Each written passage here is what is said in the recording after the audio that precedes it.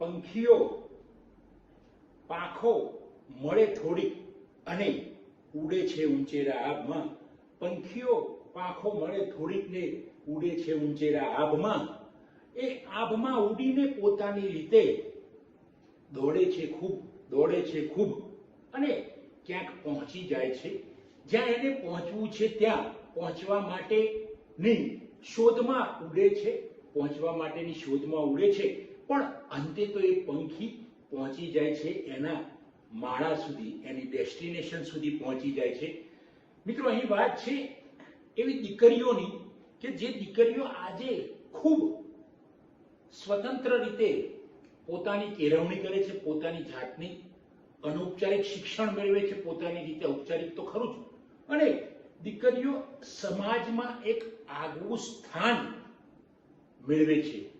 અને એ દીકરીઓ પછી નાનકડા ગામની હોય, શહેરની હોય, મોટા શહેરની હોય કે નાનકડા પરાની હોય, કોઈ કંપાની હોય, તોય દીકરીઓ ખૂબ પ્રયત્ન કરીને ખૂબ આગળ આવે છે. મિત્રો, એવી જ એક દીકરીની વાત હું કરી રહ્યો છું, આયુષી પટેલ. આયુષી પટેલ MLISC ની મારી સ્ટુડન્ટ છે. ખૂબ નાની દીકરી છે. એ આમ પંખીની જેમ ચહકતી રહે છે, ઉડતી રહે છે, દોડતી રહે છે. આવી દીકરીએ આજે એના ગામમાં જ એને કેટલું ભાગ્યની, સૌભાગ્યની વાત કહેવાય, ગૌરવની વાત કહેવાય.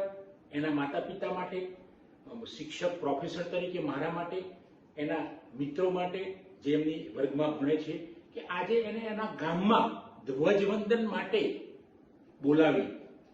મિત્રો, આ એક નાનકડી દીકરી, 20-22 વર્ષની દીકરીને જ્યારે ધ્વજવંદન કરવા એની નિશાળ, એનું ગામ અથવા તો એ જે પ્રદેશમાં જન્મી હોય ત્યાં બોલાવે, ત્યારે ખરેખર આ બહુ જ ગૌરવની વાત કહેવાય.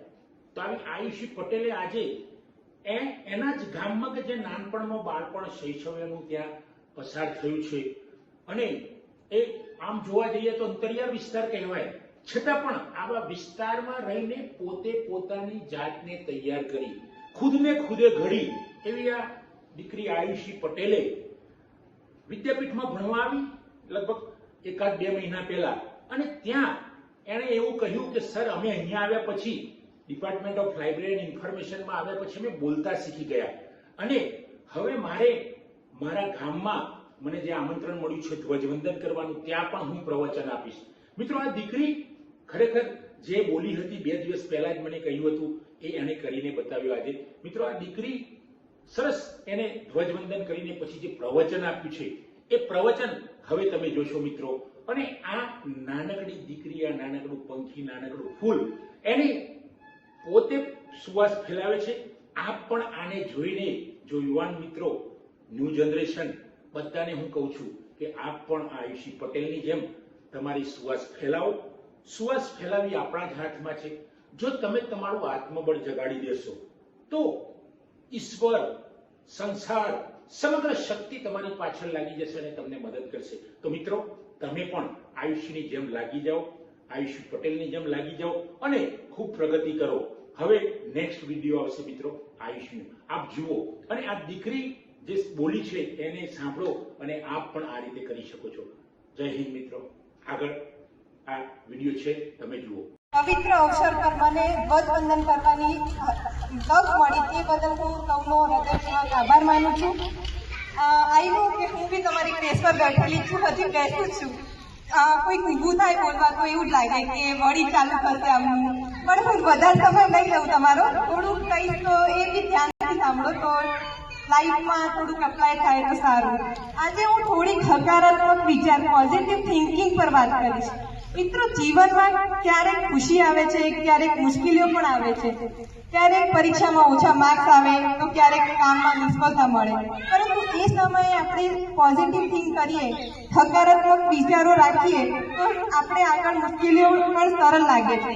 તો હું તમારું વિદ્યાર્થી જીવનનું જ ઉદાહરણ લઉં કે જ્યારે પરીક્ષામાં ઓછા માર્ક્સ આવે યા તો નપાસ થઈએ કે કાંઈ બી હોય, તો આપણે એવું વિચાર લઈએ કે હું કરી શકતો કે કરી શકતી નથી, પરંતુ એ વિચાર આપણે પોઝિટિવલી લઈ શકીએ. આ વખતે નહીં તો નેક્સ્ટ ટાઈમ હું પાક્કું કરીશ, ચોક્કસ સફળતા મળશે. આ વિચાર સાથે આપણે પરીક્ષા, કોઈ બી કામ હોય, એકલી પરીક્ષાની વાત નથી, તો આપણે બહુ આગળ વધી શકીએ. હું મારું પોતાનું એક્ઝામ્પલ આપું કે હું કોલેજમાં ગઈ ફર્સ્ટ ટાઈમ, ત્યારે મહેંદી કોમ્પિટિશનમાં ભાગ લીધો. તો એ કોમ્પિટિશનમાં ફર્સ્ટ ટાઈમ તો મારું રિઝલ્ટ ફર્સ્ટ આવ્યું. મેં શીખ્યું નહીં, કાંઈ નહીં, તો બી ખબર નહીં કેવી રીતે ફર્સ્ટ આવી ગઈ. પછી સેકન્ડ યરમાં પાછો પાર્ટ લીધો કે મોટિવેશન આવી ગયું, પહેલા વર્ષમાં આવી ગયો છે તો બીજા વર્ષમાં બી આવશે જ. ત્યારે ના આવ્યો, પણ થોડુંક દુઃખ બી થયું, થાય, બધાને થાય, પણ તો બી મેં ત્યાં એમના અટકી ના ગઈ. નેક્સ્ટ યર પાછો પાર્ટ લીધો, પાછો ફર્સ્ટ નંબર આવ્યો. એટલે આપણે મહેનત કરીશું તો બધું જ સફળતા મળશે જ. જો આપણે હંમેશા હું કરી શકું છું એવો વિશ્વાસ રાખીએ તો જીવનમાં ચોક્કસ સફળતા મળશે. તમને હું એક જાદુઈ મેજિકલ શબ્દ કહીશ, થેન્ક યુ. અગર તમે ક્યાંય બી જાઓ, સૌથી પહેલા આપણે કૃતજ્ઞતા બધાને વ્યક્ત કરવી જોઈએ. Thank you. તમારા ક્લાસમાં તમને શિક્ષકો ભણાવે છે તો તમને કોઈક વાર બોલતા બી હશે તો આપણે એવું લાગે કે બોલ્યા છે તો બધાના વચ્ચે બોલ્યા, પર્સનલી બોલ્યા હોત તો સારું રહે, પણ એ બધાના વચ્ચે બોલે છે, પેરેન્ટ્સ તમને ટોકે છે, એ આપણા માટે જ કહે છે. અગર એ વસ્તુને આપણે પોઝિટિવલી લઈએ ને એમને બી આપણે થેન્ક યુ કહેવું જોઈએ કે આપણે બોલે છે, ત્યાંથી આપણે વધારે આગળ વધી શકીએ છીએ. હવે હું તમને સવારે ઉઠીને યા રાતે તમે સૂતા પહેલા થોડુંક તમારામાં ચેન્જીસ લાવો તો લાઈફમાં બહુ બધા ચેન્જીસ આવશે. મેં પોતે આ અનુભવ કર્યો છે એટલે જ કહું છું. હું હંમેશા ખુશ છું. આઈ એમ ઓલવેઝ હેપી. હું આત્મવિશ્વાસથી ભરપૂર છું. આઈ એમ કોન્ફિડન્ટ. હું સ્વસ્થ છું. આઈ એમ હેલ્ધી. મારું જીવન સંપૂર્ણ છે અને હંમેશા એવું જ રહેશે. My life is perfect, will always be. આ તમારા લાઈફમાં તમે અપ્લાય કરશો તો તમે બહુ બધા આગળ વધી શકશો. અત્યારે મેં બી એવું જ વિચાર્યું હતું પહેલા, ના મહેનત તો જોઈશે, તેમ તારે કીધું મહેનત કરશો તો આગળ વધશો, પણ તમારા વિચારો અગર સારા હશે તો મહેનતમાં સફળતા મળશે. તમે તમારા માતા પિતાને ક્યારે થેન્ક યુ કીધું છે? એમને તમને એમને મહેનત કરીને ઘર આપ્યું, સ્કૂલમાં ભણવા મોકલ્યા, નવા કપડાં, રહેવા માટે ઘર, જમવાનું, બધું તમને જે મન ગમતું છે એ આપ્યું છે, પણ આપણે ક્યારે એમને થેન્ક યુ નથી કીધું. તો તમે ઘરે જઈને આજે પહેલું કામ આ કરજો કે તમારા પેરેન્ટ્સને થેન્ક યુ કહેજો કે એમને આપણું જીવન આટલું બધું આગળ વધવા માટે આટલું બધું આપણે શીખવાડ્યું છે. એમના માટે આપણે બહુ થેન્ક યુ કહેવું જોઈએ. આજે આ સ્વતંત્રતા દિવસના આપણે સૌ એવો સંકલ્પ કરીએ કે આપણે મુશ્કેલીઓથી ડરીશું નહીં, હંમેશા હકારાત્મક રહીશું, મહેનત કરીશું, આપણા માતા પિતા અને દેશનું નામ રોશન કરીશું. આજે આ સ્ટેજ પર ઊભા રહેવાની જે તાકાત મને મારા ફેમિલીના સપોર્ટથી જ મળી છે. હું આટલા દિવસ તો મતલબ સ્ટેજ ફિયર તો બધાને હોય, અત્યારે તમારા બધામાં બી હશે, ઘણા લોકોને બહુ સારી રીતે બોલતા બી હશે, પણ સ્ટેજ ફિયર દૂર કરવા માટે જે ફેમિલીનો સપોર્ટ છે એ મળે એ બહુ જ ખુશીની વાત છે. તમારા શિક્ષકો બી તમને સપોર્ટ કરતા હશે કે તમે આગળ વધો, બોલો, કંઈક નવું શીખો. એવા જ અમારા એક પ્રોફેસર છે અત્યારે, હું અત્યારે MLISC કરું છું, masters in library and information science, Gujarat Vidyapith અમદાવાદમાં. ત્યાં એક પ્રોફેસર છે અમારા ડોક્ટર પ્રયત્કર કાનડિયા. એ રોજે સવારે એક જ વાક્ય બોલશે કે નથિંગ ઇઝ ઇમ્પોસિબલ. કશું ઇમ્પોસિબલ નથી. અગર મહેનત કરશો તો એ જગ્યાએ તમે પહોંચી જ શકશો. તો આજે હું મારા પેરેન્ટ્સને, મારા મમ્મી પપ્પાને, દાદા દાદીને બધાને થેન્ક યુ કહું છું કે જે એમને આટલે સુધી મને પહોંચાડી, આટલું બધું ભણાયું અને આટલે સુધી બહુ આગળ પહોંચાડી, એમના માટે. તો મમ્મી પપ્પા અને દાદા દાદીને નમ્ર વિનંતી કરું છું, તેઓ સ્ટેજ પર આવે તો હું વધારે તો નહીં પણ એક ફ્લાવર આપીને એમને થેન્ક યુ હૃદયપૂર્વક આભાર માનવા માંગુ છું.